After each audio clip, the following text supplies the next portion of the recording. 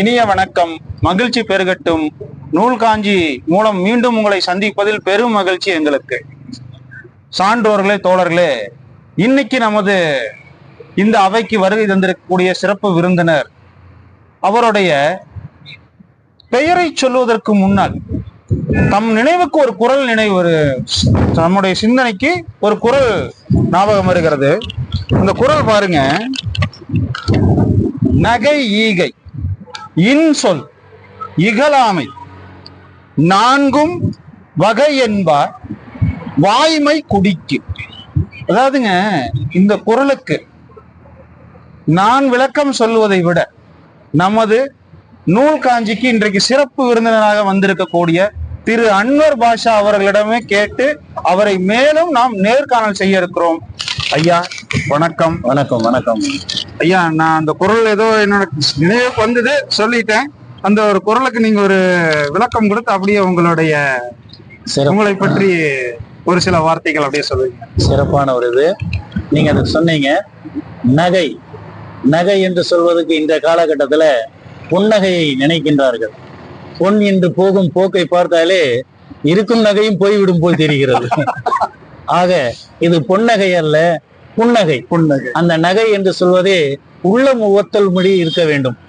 அகநக நட்பது நட்பன்று நெஞ்சத்து அகநக நட்பது முகநக நட்பது நட்பன்று.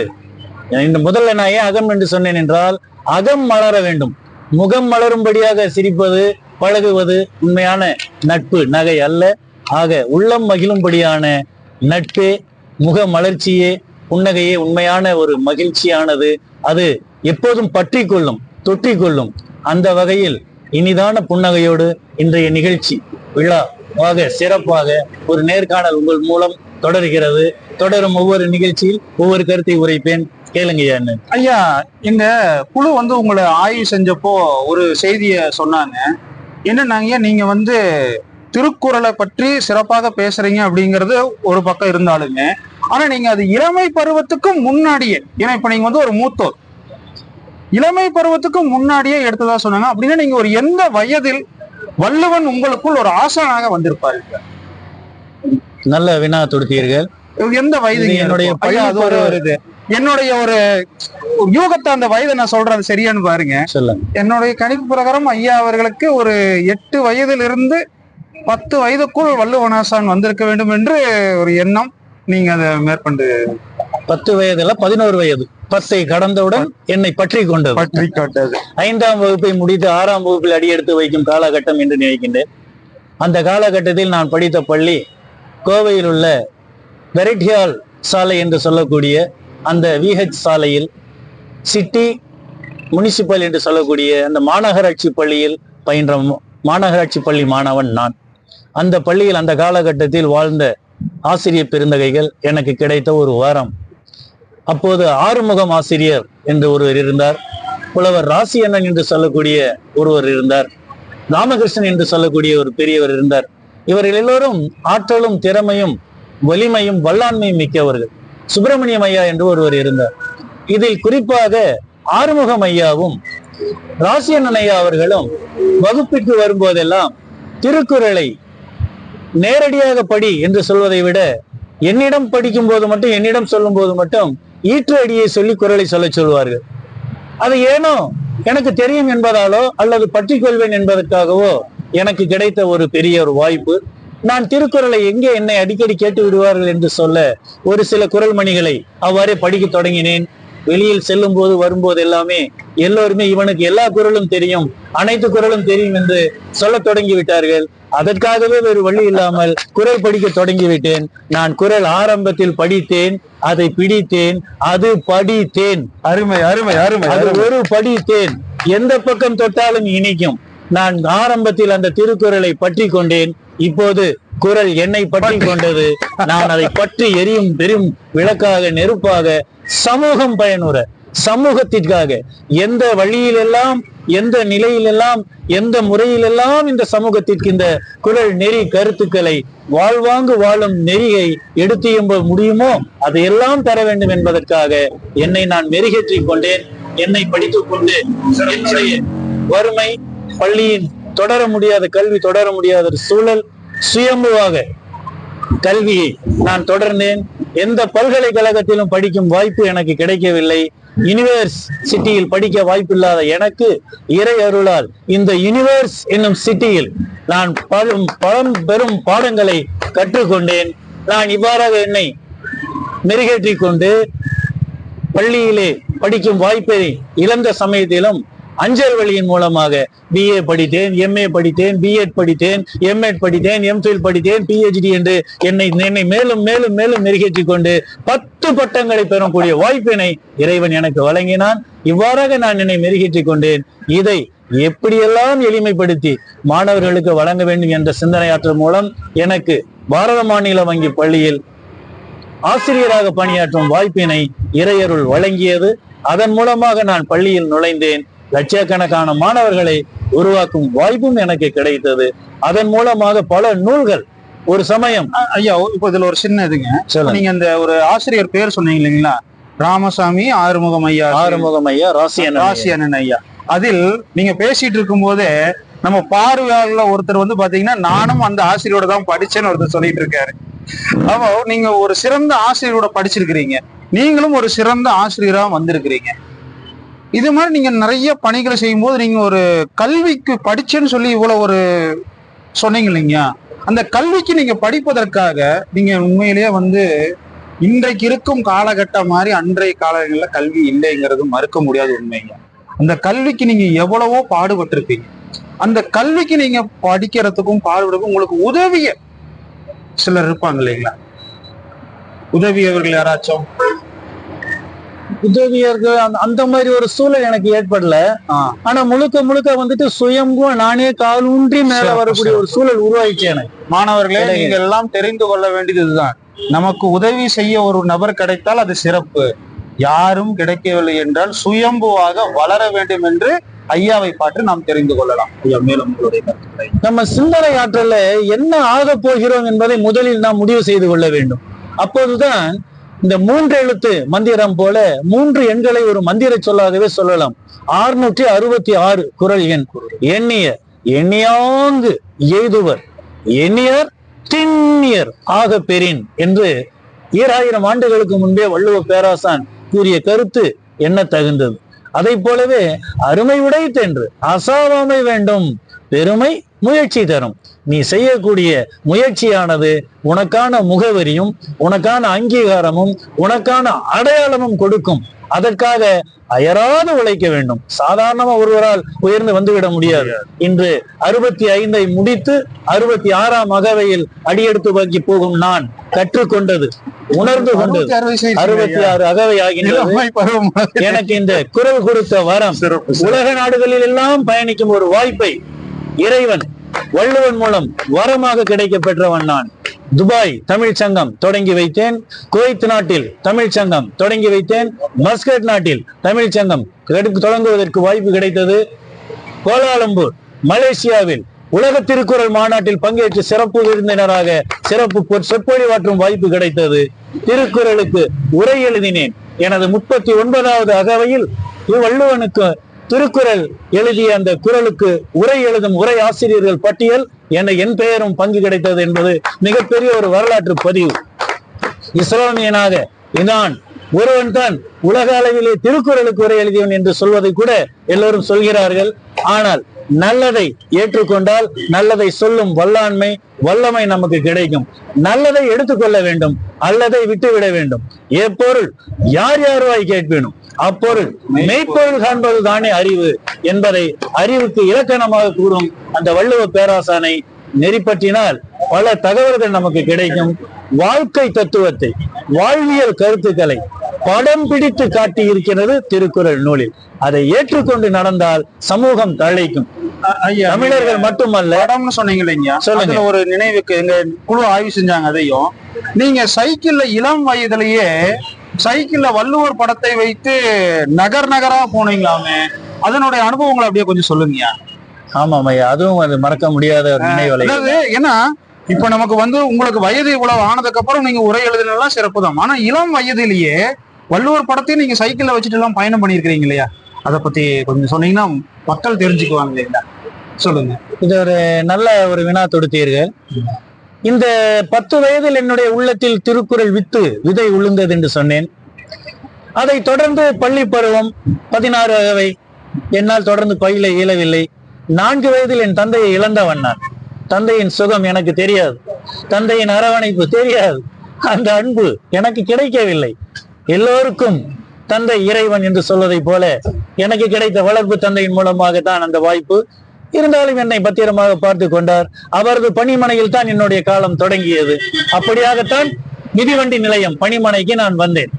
இப்படியாக கடந்து வரும்போதுதான் என்னுடைய உள்ளத்தில் நீர் பூத்த நெருப்பாக ஒரு சமூக பங்களிப்பு ஏதேனும் செய்ய வேண்டுமே. கல்வி என்பது விழிச்செல்வம், அது கேடில் விழிச்செல்வம், சாதாரண அல்ல. கல்வி ஒருவருக்கு எவ்வளவு உயர்வை தரும் என்பது எண்ணி சொன்னால் அடங்காது. கற்றோருக்கு சென்ற இடமெல்லாம் சிறப்பு.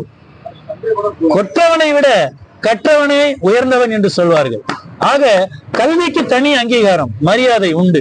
அப்போ அந்த கல்வியை பற்றி கொள்ள வேண்டுமே, அந்த கல்வி எனக்கு கிடைக்கவில்லையே என்று எண்ணும் போதுதான் நான் பல நூல்களை தேடி தேடி படித்தேன். சுவாசத்தில் எனக்கு குரான், நான் இஸ்லாமியன், குரான் எனக்கு கிடைத்த ஒரு வரம், திருக்குறளையும் படித்தேன். அவ்வாறு நான் படிக்கும் போதுதான் பல தகவல்கள் எனக்கு கிடைக்கிறது. குறள் மொழியில் மிளிரும் நபி மொழிகள் என்ற ஒரு நூல் கூட இப்போது எழுதி கொண்டிருக்கின்றேன். நல்ல கருத்தை யார் சொன்னால் என்ன, எங்கிருந்து சொன்னால் என்ன, எதை சொன்னால் என்ன, அது சரியா இருக்கின்றதா, ஏற்புடையதுதானா, நமக்கு ஒத்து வருமா, சரி என்றால் ஏற்றுக்கொள், சரியில்லை என்றால் விட்டுத்தல், போய்கொண்டே இரு. இதைத்தான் அவர் மெய்ப்பொருள் காண்பது அறிவு என்று கூறினார். சரி, நீங்க கேட்ட கருத்துக்கு வருகின்றேன். அந்த சூழலில் தான் பள்ளி படிப்பு தடைபடுகிறது. தொடர்ந்து கல்லூரிக்கு செல்ல இயலவில்லை. எனக்கு முன்னால் சென்று கொண்டிருக்கிற ஒரு பெருந்தகையை பார்க்கின்றேன். அன்பே வடிவானவர்.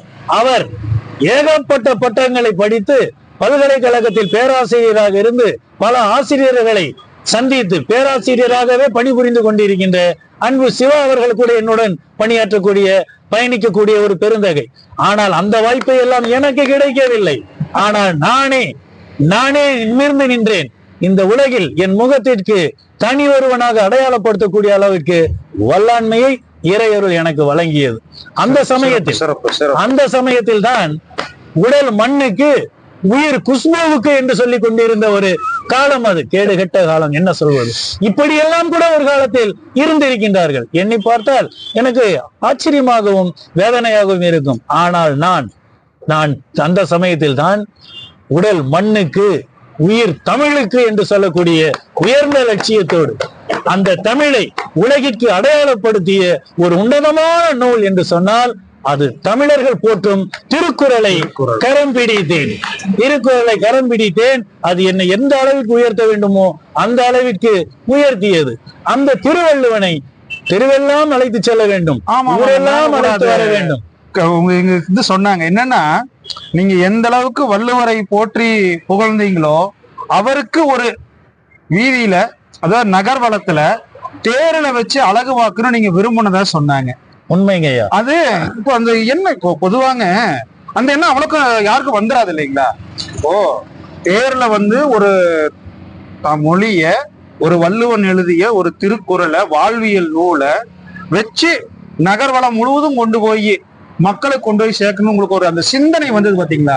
அந்த சிந்தனை எப்படிங்க உங்களுக்குள்ள அப்படியே ஊற்றா பெருக்கெடுத்துச்சு? அது பள்ளி பருவத்திலிருந்தே அந்த சிந்தனை வந்துருச்சு.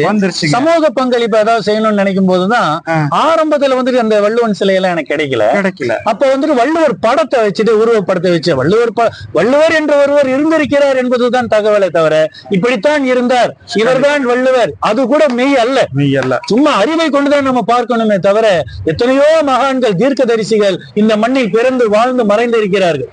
அவரவர்கள் வாழக்கூடிய பூமியில, அவரவர்கள் பேசக்கூடிய மொழியில, அவரவர்களுக்கு வேண்டிய தீர்க்க தரிசர்கள் வந்து சென்றுதான் இருக்கிறார்கள். நம் தமிழ் மண்ணில் பிறந்த ஒரு மிகச்சிறந்த ஒரு தீர்க்க தரிசியாக ஒரு தமிழ் மகன் கிடைத்திருக்கின்றார். அது ஒரு மறுக்க முடியாத நிதர்சனமான உண்மை. அப்படிப்பட்ட ஒருவர் இப்படித்தான் இருந்திருப்பார் என்று வரைந்து கிடைக்கப்பட்ட படம் புலவர் குழுக்கள் மூலமாக பாரதிதாசன் ஐயா அவர்கள் வடிவமைத்து கொடுத்த ஒரு படம் தான் வள்ளுவர் படம். தமிழக அரசு ஏற்றுக்கொண்டது. சரி, அந்த வள்ளுவர் படத்தை தான் நமது மிதிவண்டியின் முன்புறத்தில் வைத்துக் கொண்டு சான்றோர்கள் புடைசூழ நகர் முழுவதுமே சுற்றி வருவோம் ஆரம்ப காலகட்டத்தில். ஒவ்வொரு ஆண்டுக்கும் ஆண்டு விழா நடத்தி. அப்படி நீங்க சுற்றி வரும்போது யாராவது குரல் கேட்டா சொல்லுவீங்களா ஐயா நீங்க? எப்ப அது தாராளமா சொல்லுவேன். எந்த குரல் சொல்லி விளக்கமும் சொல்லுவீங்களா? குரலும் சொல்லுவேன், விளக்கமும் சொல்லுவேன். குரல் சொன்ன உடனே ஒரு இனிப்பை தருவேன். இப்ப அந்த இடத்துல நீங்க யாராவது ஒருத்தர் குரல் கேட்டு எனக்கு அந்த இடத்துல ரொம்ப பயன்பட்டுச்சு அப்படின்னு சொல்லி உங்களுக்கு யாராவது மறுபடியும் நினைவுபடுத்திருக்காங்களா, பேசியிருக்காங்க? பல சான்றுகள் இருக்குது. பல சான்றுகள் சொல்லி ஒரு குரல் பேர் பெற்ற குரல் எதுங்கயா? பல செய்திகள் இருக்கிறது. அதை அந்த சொல்லிட்டு வரும்போது அந்த காலகட்டத்துல இப்ப நீங்க சொல்லிட்டு வந்த தகவலுக்கு நான் சொல்றேன். அந்த வள்ளுவர் திருவுருவ படம் போனதுக்கு பிறகு வள்ளுவர் சிலை ஒன்று எனக்கு கிடைத்தது. சிறப்பு. அந்த வள்ளுவர் சிலை கிடைத்த போதுதான் எனக்கு அதை தேரில் வைத்து சென்றார் ஒரு நகர்வலம். இனிமேல் படம் வச்சுட்டு போக வேண்டாமே, இதை வச்சுட்டு போனா நல்லா இருக்கும். ஏதோ ஒரு வாய்ப்பு. சான்றோர்கள் தமிழர் உலகத்தோடு ஒட்ட ஒழுகல் பலகற்றும் கல்லார் அறிவிலாதார் என்று சொல்லும் போது சமூகம் எவ்வழி அவ்வழி பயணிக்க வேண்டும். அப்ப மக்களோடு சேர்ந்து நாமும் பயணிப்போமே என்று சொல்லும் போதுதான் அந்த இது கிடைத்தது. அப்போது எனக்கு சரவணம்பட்டியை சேர்ந்த ஒருவரிடம் இருந்து எனக்கு ஒரு தேர், அவர் முருக பக்தர், அவர் முருகனுக்கு அழகு குத்துவதற்காக இந்த தேரில் வைத்து அவர் தேரை இழுத்து செல்வது அவரது வழக்கம். வள்ளுவனுக்கு விழா என்பதால் எனக்கு அந்த தேர் கொடுத்து உதவினார். அந்த தேரில் வள்ளுவர் சிலையை வைத்து திருக்குறள் நூல் வைத்து நகர்வலம் வருவதெல்லாமே தொடர்ந்து செய்யக்கூடிய ஒரு பணியாக அது அமைந்தது. பல குறள்மணிகள் இதெல்லாம் முதல்ல ஆரம்ப காலகட்டத்தில் எனது பணிமனையின் முன்புறம் ஒரு கரும்பலகை வைத்து நாளும் ஒரு குறள் விளக்கம் எழுதும் பணி தொடர்ந்து செய்வேன். நான் பள்ளி பருவம் முடிந்த 74, 75வது ஆண்டு பள்ளியில் படிப்பு முடிந்து வெளியில் வந்தேன். தொடர்ந்து படிக்க இயலாத சூழல் ஏற்கனவே கூறினேன். என்னுடைய உள்ள கிடக்கை எனது பணிமனையின் முன்புறத்தில், மிதிவண்டி நிலையத்தின் பணிமனையின் முன்புறத்தில் ஒரு கரும்பலகை செய்து அதில் நாளும் ஒரு குறள் விளக்கம் எழுதும் பணியை தொடங்கினேன். புலவர் மருதவாணர் ஐயாவை தலைவராக ஏற்றுக்கொண்டேன். தம்மின் பெரியார் தமரா ஒழுகுதல் வன்மையிலெல்லாம் தலை என்ற வள்ளுவன் வாக்கிற்கொப்ப பெரியவர்களை அரவணைத்துக் கொள்ள வேண்டும் என்று சொல்லி நமது அப்போது பேரூர் அடிகளார் பெரியவர் ராமசாமி ஐயா இருந்தார், ஆதீனம் ஐயா அவர்கள் இருந்தார்கள். இப்போதைய அடிகளார் அவர்கள் அப்போது இளைய பட்டம். இவர் எல்லாம் மிகச்சிறந்த தமிழ் பற்றாளர்கள், மிகச்சிறந்த தமிழ் உணர்வாளர்கள். இப்போதும் உறுதுணையாக நம்முடன் பயணிக்கக்கூடிய மாண்பாளர்கள், சான்றோர்கள். இவர்களை எல்லாம் என்றும் நினைவு கூற வேண்டிய, தமிழுக்காக குரல் கொடுக்கக்கூடிய பெரியவர்கள் இவர்கள் எல்லாம் இன்றும் பயணித்துக் கொண்டிருக்கிறார்கள். அந்த ராமசாமி அடிகளார் தவத்திரு நம்ம பேரூர் ஆதீனம் ராமசாமி அடிகளார் அவர்கள் தான் திருக்குறள் ஆய்வு கழகத்தை அப்போது தொடங்கி வைத்தார். நாளும் ஒரு குறள் விளக்கம் எழுதும் பணி அன்று தொடங்கியது. ஒரு சுற்று நிறைவடைய வேண்டும் என்றால் 1330 குறள் மணிகள் எழுத வேண்டும். 365 குறள் எழுதினாலே ஒரு ஆண்டு நிறைவடைந்தது. 1330 குறள் எழுதி முடித்தால் 3.5 ஆண்டிலிருந்து 4 ஆண்டுகள் ஆகும்.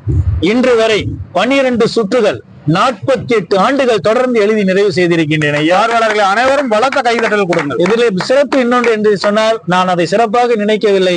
உங்களை போல ஒருவர் பார்த்து கொண்டு சொன்னார், 2வது சுற்று நிறைவடையும் போது என் வளர்ப்பு தந்தையார் தவறிவிட்டார், காலமாகிவிட்டார். அன்றைய தினம் இல்லத்தில் சடலம் இருக்கின்றது. நாளும் குறள் எழுதும் பணி நின்றுவிடக் கூடாது என்பதற்காகவே நெருநல் உளன் ஒருவன் இன்று இல்லை என்னும் பெருமை உடைத்து என்னும் குறளை அன்று மாலை கரும்பலகையில் சென்று எழுதிவிட்டு வந்தவன் நான். அதாவது உங்கள் தந்தை இல்லத்தில் சடலத்தில் இருக்காரு, நீங்க அப்ப இந்த குறள் எழுதுறீங்க. அந்த குறளை இன்னொரு முறை சொல்லுங்க. நெருநல் உளன் ஒருவன் இன்று இல்லை என்னும் பெருமை உடைத்து இவ்வுலகு என்பான் வள்ளுவ பேராசான். அதே மாதிரி ஒரு குறள் எழுதினவருக்கு தாங்க, அதாவது குறள் எழுதும் பணியை நிக்காத இவருக்கு தான் அண்மையில ஒரு சில தினங்களுக்கு முன்னாடி ஒரு அரிய வாய்ப்பு கிடைச்சது. என்னன்னா, பேரூர் அடிகளாரினுடைய பிறந்த தினத்தன்று இவரை கூப்பிட்டு அந்த விழாவில சிறப்பு செஞ்சு அந்த குறளுக்கு நடுவராக இவர் இருந்தார். இதுதாங்க நம்ம குறளை பற்றி கொள்ள வேண்டும் என்று சொல்வது. ஐயா, நீங்க அப்படியே அந்த செய்தியும் கொஞ்சம் பகிர்ந்தீங்கன்னா நேயர்களுக்கு கொஞ்சம் கனமா இருக்கும். நிறைய பல நிகழ்ச்சிகள்ல தமிழுக்காக தமிழாசிரியராக இருந்திருக்கின்றேன். பல குறள் நிகழ்ச்சிகள் நிறைய பண்ணியிருக்கிறோங்க ஐயா. அதுல எல்லாம் கலந்து கொள்ளும் வாய்ப்பு, நடுவராக, சிறப்பு விருந்தினராக, பேச்சாளராக குறள் கருத்து விதைக்கும் வாய்ப்புகளும் கிடைச்சிருக்குது. பல தரப்பட்ட மாணவர்களை அவர்களுடைய பல் திறன்களை வெளிக்கொணர்வது மைய நோக்கம். எல்லாருனாலையும் முடியும் என்பதற்காக மாணவர்கள் மத்தியில் இருக்கிற நினைவாற்றலை வெளிக்கொணரணும். அவர்களிடம் இருக்கும் எழுத்து திறமையை வெளிக்கொண்டு வர வேண்டும். கையெழுத்து அழகாக இருக்க வேண்டும். பேச்சாற்றல் சிறப்பாக கொண்டுட்டு வர வேண்டும். கவிதை எழுதும் ஆற்றல் வெளிக்கொணர வேண்டும். கட்டுரை எழுதும் திறன் வளர்க்க வேண்டும். ஒரு பேச்சாளராக வடிவெடுக்க வேண்டும் என்பதற்காக நான் இருக்கும் இந்த கோவை மண்ணில் மட்டுமல்ல, தமிழகம் மட்டுமல்ல, இந்திய தேசம் மட்டுமல்ல, கடல் கடந்து சென்றும் உலகளாவிய அளவில் இந்த வாய்ப்புகளை எல்லாம் பதித்து அவர்களை எல்லாம் வெளிப்படுத்தி அந்த திறன்களை எல்லாம் மேம்படுத்த வேண்டும். தமிழர்களுடைய தரம் எங்கும் மிளிர வேண்டும், ஒளிர வேண்டும் என்பதில் எந்த மாற்று கருத்தும் இல்லை. காரணம், மண் தோன்றி கல் தோன்றி மண் தோன்றா காலத்து முன் தோன்றியது மூத்த தமிழ் என்று சொல்கிறார்களே. தமிழுக்கு ஒரு வல்லாண்மை உண்டு, தமிழுக்கு ஒரு சிறப்பு உண்டு, தமிழுக்கு ஒரு இலக்கிய நயம் உண்டு, தமிழுக்கு இலக்கண நயம் உண்டு, தமிழுக்கு கலாச்சார நயம் உண்டு, தமிழுக்கு பண்பாட்டு நயம் உண்டு, தமிழுக்கு தொன்மை நயம் உண்டு. மேன்மை மிக்க உயர்ந்த அந்த மொழியை நாம் பற்றி கொள்ள வேண்டும். அதன் சார்ந்த நம் இலக்கியங்களை எல்லாம், நீதி கருத்துக்களை எல்லாம் எடுத்து எம்புவது ஒரு மேலான ஒரு சிறப்பாக அமையும். அதன் மூலம் சமூகம் தலைக்கும். அந்த பணியைத்தான் என்னுடைய திருக்குறள் பணி, தமிழ் பணி, இலக்கிய பணி இந்த ஆண்டோடு 50 ஆண்டை நிறைவடைகிறது ஐயா. அதை சார்ந்து சமீபத்தில் கிருஷ்ணா பொறியியல் கல்லூரியில் மிகப்பெரிய ஒரு சிறப்பு விழாவாக எய்ம் தன்னார்வ தொண்டு நிறுவனம் நம்மோடு இணைந்து பெரும் விழாவாக தினமலர் நாளிதழ் நம்மோடு இணைந்தது. அவர்களுக்கு எல்லாம் என் நெஞ்சார்ந்த நன்றிகளையும் பாராட்டுகளையும் வாழ்த்துக்களையும் உரித்தாக்கி மகிழ்வேன். எல்லோரும் எனக்கு சிறப்பு செய்ய வேண்டும் என்று சொன்னார்கள். ஆனால் நான் எனக்கு சிறப்பு வேண்டாம், கோவையிலே சிறப்பாக செயல்படும் தமிழ் அமைப்புகள் அனைவரையும் அழைத்து அவர்களுக்கெல்லாம் கேடயமும் விருதுகளும் சான்றிதழ்களும் சால்வைகளும் பொன்னாடைகளும் அணிவித்து அழகு பார்க்க வேண்டும் என்ற பெயர் அவாவின் மூலமாக சிறப்பாக செயல்படும் முதலில் ஒரு 10 தமிழ் அமைப்புகளை அழைத்து சிறப்பு செய்து மகிழ்ந்தேன் ஐயா. சிறப்புங்கய்யா. இப்போ உங்களுடைய அந்த 50 ஆண்டு பொன் விழாவை நீங்க வந்து நிறைவு செஞ்சிருக்கிறீங்க. ஆமா. இப்போ அந்த 50 ஆண்டு பொன் விழாவினுடைய நிறைவு இது வந்து பாத்தீங்கன்னா உங்களுக்கு ஒரு முழு மனநிறைவு கொடுத்து அடுத்த இதுக்கு நீங்க நகர ஆரம்பிச்சிட்டீங்க இல்லைங்களா? ஆமாங்க. இப்ப அடுத்த இதுக்கு நீங்க நகர ஆரம்பிச்சிட்டீங்க. இப்ப உங்களோட அடுத்த பணிகள் என்ன நீங்க பண்ணிட்டு இருக்கிறீங்க? நீங்க இதை சார்ந்து நான் இப்ப ஏற்கனவே சொன்ன திருக்குறளுக்கு வந்துட்டு உரை எழுதி இருக்கிறேன். திருக்குறள் புலவர் அன்வர் பாட்ஷா என்று என்னை சொல்வார்கள். இப்போ இந்த நூல் எழுதுவதற்கு காரணமே, நான் ஆங்கிலம் வாயில் பள்ளியில் ஆசிரியராக பணியாற்றியவன். அப்போது நான் இயன்ற வரை இனிய தமிழில் தாய்மொழியில் தான் பேசுவேன், பிற மொழி கலக்க மாட்டேன். அது என்னுடைய இயல்பாகவே. தமிழ் என் சுவாசத்தில் உதிரத்தில் கலந்து விட்டது, குருதியில் கலந்து விட்டது. அதற்காக தமிழ் தான் வேண்டும் என்பது அல்ல. எனக்கு தமிழ் தெரியும், உருது தெரியும், ஆங்கிலம் தெரியும், ஹிந்தி தெரியும், அரபி, தெலுங்கு, மலையாளம் என்று 8 மொழிகள் எனக்கு தெரியும். ஆனால் ஒரு சொல்லும் கலவாமல், பிற மொழி கலவாமல் தமிழில் நான் என்றும் உரையாடுவேன். அது இயல்பாகவே என்னுடைய வழக்கம். சிறப்புங்க. அந்த வகையில் ஒரு நண்பர் என்னை நான் பணிமனையில் இருக்கும் போது, பள்ளிக்கு சென்று விட்டு மாலையில் பணிமனைக்கு வந்து விடுவேன். பணிமனையில் நான் பணியாற்றி கொண்டிருந்த போது ஒரு நண்பர், உங்களை போல ஒருவர், தன் மகனோடு வந்தார். அவர் தன்னுடைய ஈருருளை வாகனத்தில் ஒரு வாகனத்தை நிறுத்திவிட்டு என்னை அறிமுகப்படுத்தினார். அவர் தன் மகனிடம் கூறுகிறார், மை டியர் சன். பாருங்க அவர் என்ன சொல்றார் தன் மகனிடம், my dear son, already I told no mister Anwar Basha, he is Mr. Anwar Badshah, he is talking always only Tamil என்று கூறினார். நான் என்ன சொல்வது என்று புரியவில்லை. அவரிடமே கூறினேன், நான் என்ன காட்சியகத்தில் அருங்காட்சியகத்தில் வைக்கப்பட்டு இருக்கிற பொருளானவனானான்? என்ன ஐயா என்னை இப்படி அறிமுகப்படுத்துகிறீர்கள் என்று. இல்லை இல்லை ஐயா, நீங்கள் எப்பவும் தமிழில் தானே பேசுவீர்கள், அதற்காக என் மகனிடம் கூறினேன். அதை ஏன் ஆங்கிலத்தில் சொல்கிறீர்கள் என்று கூறினேன். உங்களுக்கு ஆங்கிலம் புரிந்து விட்டதா என்று கேட்டார். ஐயா, I know English very well, but at the same time I cannot talk in other language, I cannot mix in other language in my mother tongue Tamil. That is why I am always talking only Tamil என்று அவரிடம் சொல்லிவிட்டு தமிழுக்கு வந்து விட்டேன். காரணம், உனக்கு அதுதானே தெரியும், உன்னிடம் அப்படித்தானே சொல்ல வேண்டும் என்பதற்காக ஆங்கிலத்தில் சொல்லிவிட்டு மீண்டும் தமிழுக்கு வந்தேன். அப்போது அவர் கூறினார், என் மகனுக்கு தமிழ் தெரியாதையா, அதனால் தான் ஆங்கிலத்தில் கூறினேன் என்று சொன்னார். எனக்கு மிகவும் வேதனையாக போய்விட்டது. அதை சார்ந்து அப்போது நான் திருக்குறள் உரை எழுதி கொண்டிருந்தேன். இப்படித்தானே பல மாணவர்கள், எத்தனையோ பேர் ஆங்கில வாயில் பள்ளியில் படிக்கும் மாணவர்கள் எங்கே தமிழ் தெரியாத ஒரு சூழல் ஆகிவிடுறாங்க. ஆகவே ஆங்கில உரையும் என் தமிழ் உரையோடு இணைத்துக் கொண்டு 2 மொழிகளில் ஆங்கிலம் தமிழ், தமிழ் ஆங்கிலத்தோடு இணைத்து திருக்குறள் உரை நூல் எழுதி முடித்தேன். அது இன்று வரை 5 பதிப்புகளாக வந்திருக்கின்றது. முதலில் மனித நூல் என்ற வகையில் திருக்குறள் உரை எழுதினேன். பிறகு திருக்குறள் தமிழ் ஆங்கில உரை நூல். அப்புறம் கந்தசாமி பதிப்பகம் என்பவர் அது 2வது பதிப்பு 3வது பதிப்பு வெளியிட்டார். 4வது பதிப்பு 5வது பதிப்பு 6வது பதிப்பு சென்னையில் இருக்கின்ற யுனிவர்சல் பப்ளிஷர்ஸ் அவர்கள் வெளியிட்டார்கள். அந்த மாணவர்களுக்கு எளிதாக சென்றடைய வேண்டுமே, அவர்கள் திறன் வெளிப்பட வேண்டுமே என்பதற்காகவே நான் திருக்குறளை வினாவிடை போக்கில் எழுதினேன். வள்ளுவனிடம் கேட்டதும் கிடைத்ததும் என்ற வகையில் அதுவும் 3-4 பதிப்புகள் வந்துவிட்டன. அதுவும் உலகளாவிய அளவில் சென்று கொண்டிருக்கின்றன. வள்ளுவன் கூறும் மணிமொழிகளை தொகுத்தேன். ஔவை மொழிகள், புத்தர் மொழிகள், எத்தனையோ மணிமொழிகள் என்று இருக்கும் போது ஏன் வள்ளுவன் சொன்ன மணிமொழிகள் சமூகத்திற்கு வையத்திற்கு சென்றடைய கூடாது என்பதற்காகவே நான் அந்த கருத்துக்களை தொகுத்து வள்ளுவர் மணிமொழிகள் என்ற நூல் எழுதினேன். என் ஆய்வில் நான் உள்வாங்கி கொண்ட கருத்துக்களை எல்லாம் சமூகம் பயனுற வேண்டும், சமூகம் தழைக்க வேண்டும், இந்த உலகம் முழுவதற்கும் சென்றடைய வேண்டும் என்பதற்காகவே இன்றைய தேவை, இன்றைய உலகத்துக்கு மிக மிக அவசியமானது உலக அமைதி, பீஸ் என்று சொல்லக்கூடிய உலக அமைதி. உலக அமைதிக்கு குரல் காட்டும் வழி என்னும் உரை நூல் உண்டு, கட்டுரைகளாக நூல் உண்டு எழுதினேன். அதுவும் 2-3 பதிப்புகள் வந்துவிட்டன. அதுவும் மிகச் சிறப்பான ஒரு பதிவு. வாழ்வியல் சிந்தனைகள் காட்டும் நிஜம் என்று சொல்லக்கூடிய உண்மைகளை சொல்லக்கூடிய ஒரு நூல். உலக முகவரி, உலக உழைப்பு தரும் உலக முகவரி என்ற ஒரு நூல் சமீபத்தில் எழுதி வெளியிட்டேன். இவ்வாறாக 15 நூல்கள் எழுதி நிறைவு செய்திருக்கிறேன் ஐயா, சமூகத்திற்கு பயனுற. சிறப்புங்க. இப்போ நம்ம இந்த வாழ்வியல் திருக்குறள் முறைகளை பத்தி நீங்க நல்லா சிறப்பா பேசியிருக்கிறீங்க. நீங்க பேசும்போது எனக்கு நம்ம நிறைவு செய்யும் பொழுது ஒரு குறளோட நிறைவு செய்யலாம் அப்படின்னு சொல்லி எனக்கு இன்னொரு குறள் நினைவுக்கு வருது. வள்ளுவர் அவர்கள் மிக அழகாக சொல்லுவார், தோன்றின் புகழோடு தோன்றுக அஃதிலார் தோன்றாமை நன்றும்பார். ஐயா அந்த திருக்குறளை மிக அழகாக சொல்லுவார். அந்த குறளுக்கு ஏற்ற எத்தனையோ பேர் இருக்கிறார்கள். இன்று நாம் சிறப்பு நேர்காணல் திரு அன்வர் பாஷா அவர்களை சந்தித்திருக்கிறோம். இது ஒரு ஆரம்பம் தான். இவரை பற்றி நாம் இன்று ஒரு நாள், ஏன்னா இவருடைய இந்த தமிழ் பணிக்காக, திருக்குறள் பணிக்காக தன் வாழ்நாளில் எத்தனை ஆண்டுகள் பயணித்தார் என்பது அவர் சொல்லிட்டாரு. இன்னும் பல ஆண்டுகள் அவர் பயணிக்கவும் இருக்கிறார். ஆக நாம் இன்னும் இவரை பற்றிய செய்திகள் எல்லாம் மேற்கொண்டு நாம் தெரிந்து கொண்டே இருக்க வேண்டும். மிக்க மகிழ்ச்சிங்க ஐயா. இதனுடைய சார்ந்து பயணித்த பயணத்தில், வள்ளுவ பயணத்தில், இலக்கிய பயணத்தில், திருக்குறள் பயணத்தில் 2019ஆம் ஆண்டு தமிழக அரசின் திருவள்ளுவர் விருது 8 கோடி பேரில் ஒருவருக்கு கிடைக்கும் அந்த சிறப்பு கிடைக்க பெற்றேன். அது இந்த சமூகத்திற்கு நான் உடைத்தாக்கி மகிழ்கின்றேன்.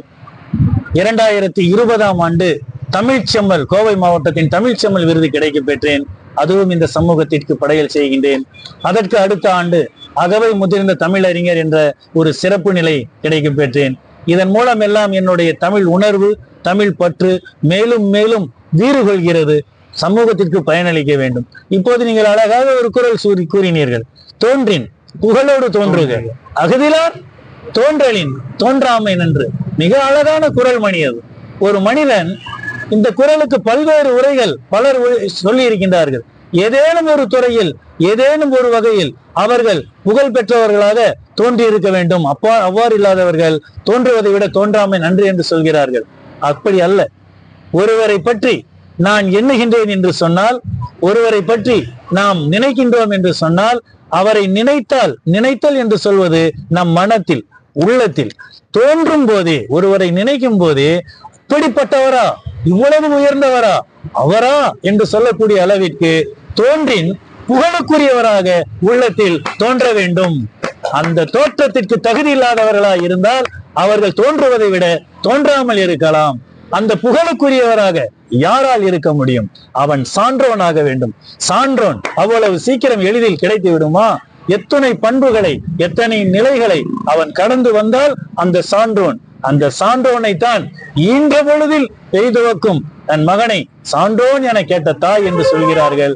அந்த சான்றோனாக ஒவ்வொருவர் உள்ளத்தில் நாம் தோன்ற வேண்டும், சிறப்பு பெற வேண்டும், உயர்வடைய வேண்டும் என்று சொல்லி மிகச்சிறந்த ஒரு வாய்ப்பு வழங்கிய இந்த நூல் காஞ்சி என்னும் ஊடகத்திற்கு எனது இதயம் நிறைந்த வாழ்த்துக்களையும் பாராட்டுகளையும் கூறி இந்த சிறப்பை தந்த உங்கள் அனைவருக்கும் நன்றி கூறி விடைபெறுகிறேன். உங்கள் அன்புடன் திருக்குறள் அன்வர் பாட்ச். நன்றி. மீண்டும் சந்திப்போம். வாழ்த்துக்களை. மகிழ்ச்சி.